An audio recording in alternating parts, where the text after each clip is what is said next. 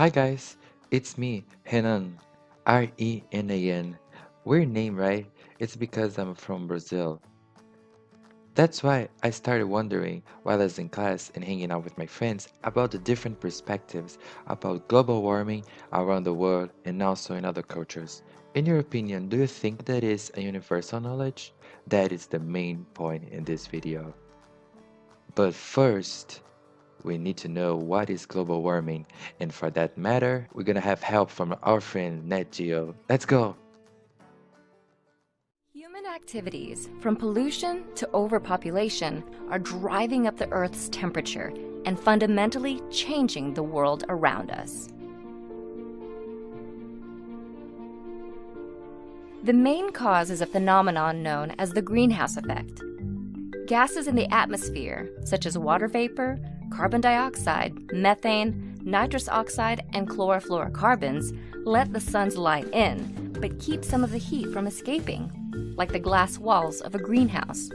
The more greenhouse gases in the atmosphere, the more heat gets trapped, strengthening the greenhouse effect and increasing the Earth's temperature. Human activities, like the burning of fossil fuels, have increased the amount of CO2 in the atmosphere by more than a third since the Industrial Revolution. The rapid increase in greenhouse gases in the atmosphere has warmed the planet at an alarming rate. Thank you, NetGeo. I appreciate it. And now we need to think a bit. Do you think that everyone around the world cares or knows about global warming? So brings us to the main point of this work. A survey was done with international students here in Notre Dame. So, I interviewed students from Mexico, France, Egypt, Nigeria, Brazil, Philippines, United States, China, and Singapore. So the questions in the survey were: how often do you hear about global warming in your country?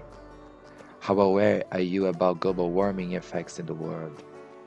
In your opinion, how serious is global warming? And also, how serious is global warming for people who live in your country in general?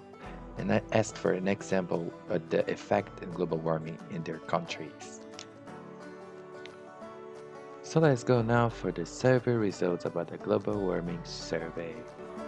First, we have how often global warming is discussed in your country, and we have Latin America, Philippines, Nigeria, Singapore, and Egypt, with a global warming discussion present in their lives. In France, United States, and China, it's not common to hear about that.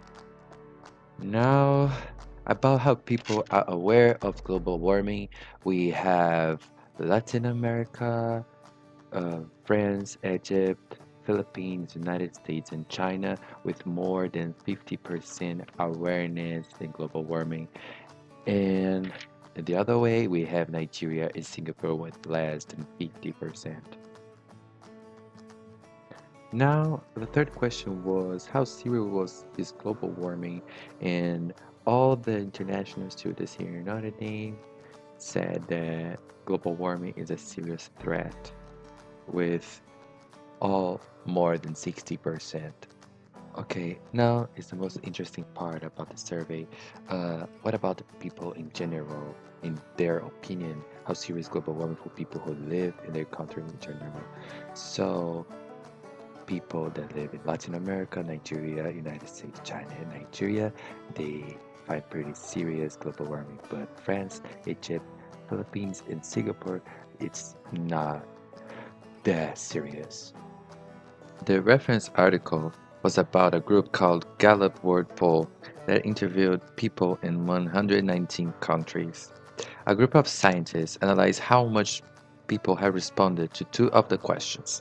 First, how much do you know about global warming, and how serious a threat does pose it to your family? The answers were surprising.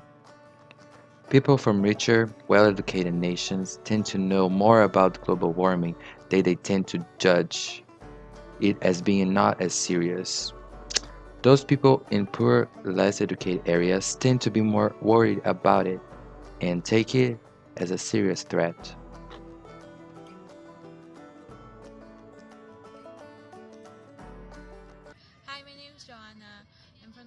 Philippines. Um, one effect from global warming for my country, I think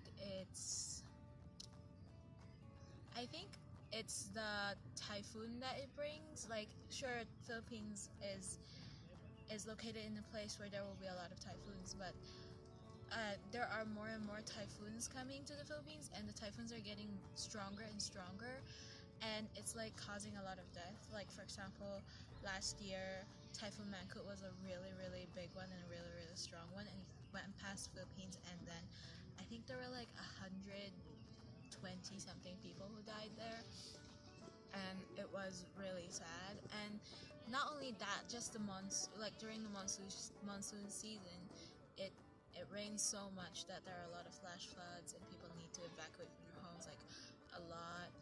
And on top of that, like the population of the Philippines is so much that there's like a lot of like carbon dioxide being released into the air, and that is bad in itself. But it doesn't seem like the government is doing anything, because right now the politics of the Philippines is really messy, and I guess they don't really have the time to care about global change, or they probably just don't believe it. But it's like destroying our lives, and it's a very big impact for people in the Philippines. Hi, I'm Annie. I'm Kamon. I'm Rachel. We are from China. Yeah, and one of the effects of the climate change in my city, Shanghai, is the severe haze, especially during the autumn and winter. So, because of the industrialization, we didn't usually have that severe haze in the past 10 years, but these years, the haze is really, really, really severe that because of the air pollution, it almost hurt people's health a lot. So a lot of people have breathing problems. So I think this is the very severe effect that the climate change brings to us. Yeah, and I feel like another one is the increasing volume of rain in the Cantonese area. Yeah, recently Hong Kong also has very rainstorm for consecutive days, like 3 to 4 days. As our friends back in Hong Kong, they keep Snapchatting us with the heavy rains, which is quite abnormal. Yes. My name is Natalia. I'm from Mexico, and in Mexico City or Ciudad de Mexico, the increase in temperatures have been really big. It's been more than 4 degrees in the past few years, and it starts pretty early. Also, a lot of forests have been burning down because of this, and the winters start pretty early and they're pretty long and also more cold than usual. I'm Suel. I'm from Singapore, and the rainfall has affected Singapore quite a bit in terms of 5 different ways. So the first one is the food prices, because Singapore is a very small island and we rely heavily on imported stuff. So once global warming hits, all the crops in the neighboring countries like Indonesia, it severely affects our food prices. So it will really increase, even eggs, the prices of eggs. And there's also increase in weather, and Singapore is already in the tropics, so it's hot all year round, so now it's even hotter all year round. And there's also sea level rise, because Singapore is an island surrounded by water. And there's a lot more rainfall, so Singapore has flooding in the past few years, which usually doesn't really happen. And yeah, Singapore there are a lot of insects. So when the temperature rises, it's more conducive for mosquitoes. So there's a lot more mosquito breeding areas. So then there's new campaigns on how to protect your home from being a breeding ground of mosquitoes, turning over your pails and pots. So yeah, there's been an increase in dengue cases, which is by the Aedes mosquito. So yeah.